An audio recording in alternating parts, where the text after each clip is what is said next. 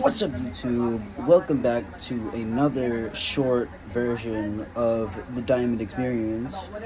And today, I'm in school. I am in school. I have no idea why I'm recording, but I'm gonna do it anyways. Now, what I really wanted to talk about today, we're going over some news and stuff. One thing I mainly want to talk about is, again, I want to talk about PlayStation. I know y'all have heard about it. Y'all have definitely heard about it.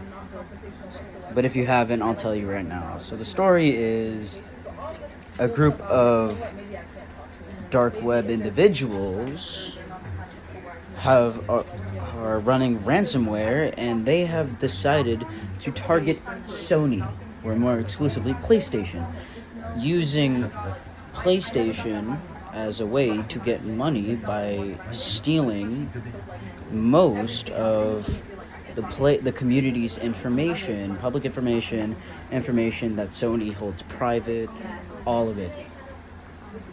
I'm scared because if it's really a thing, people are controversing about whether it's real or not, but if it's real, a lot of my information is kind of on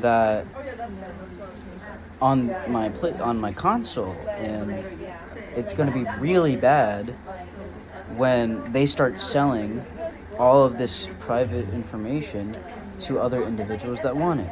That includes card information, that includes address, IP, all of that stuff. Mainly the cards. That's what I'm worried about. You can remove the cards, but if they've already seized your data, then they just have all the information already, and they could just use it. That is bad. That is really bad. And I don't know why Sony's really doing this right now. Well, not Sony. I don't know why these people are just doing this to Sony.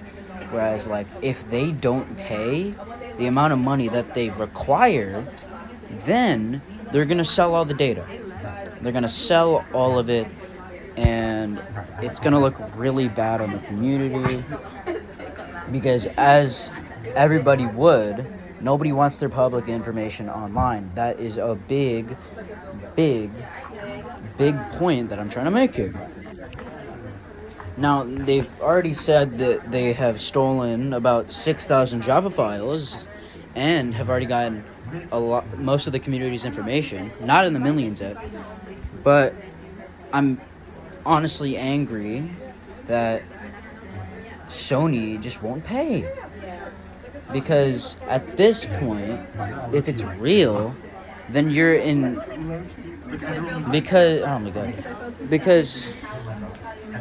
Because if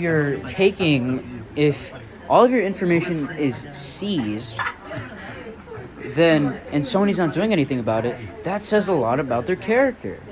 That says a lot about their character and what this company is trying to achieve. If they don't care about their customers or their fellow console players, then what are they doing?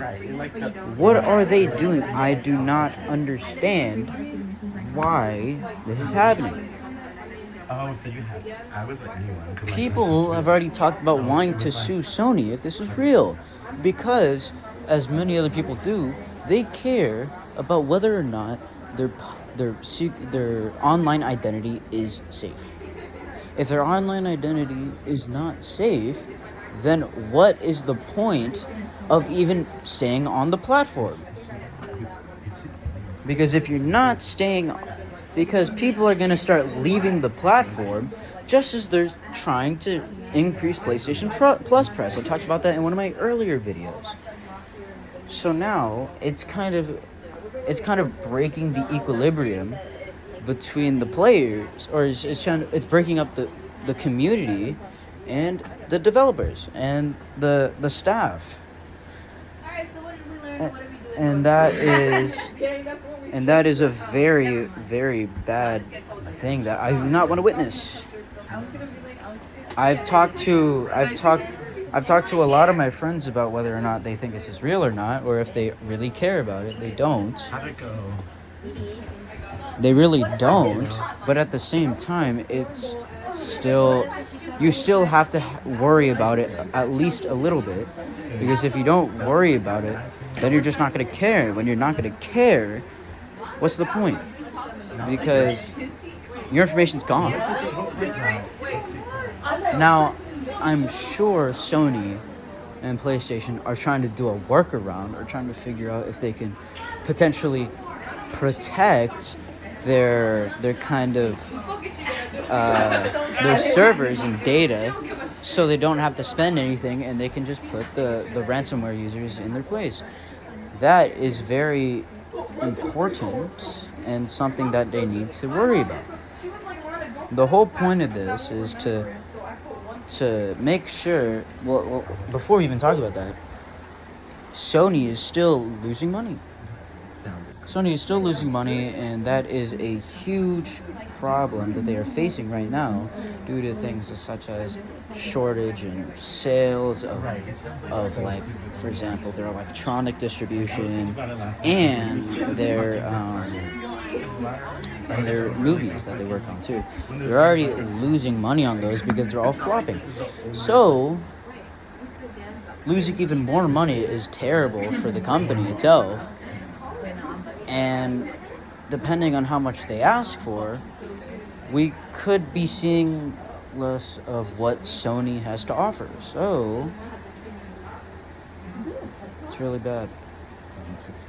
Now, you know what? Do we end it there? Yes, I do. But the moral of the story is Sony, fix it. Fix it, because it worries me a lot, and I hope you are sensible enough to actually fix.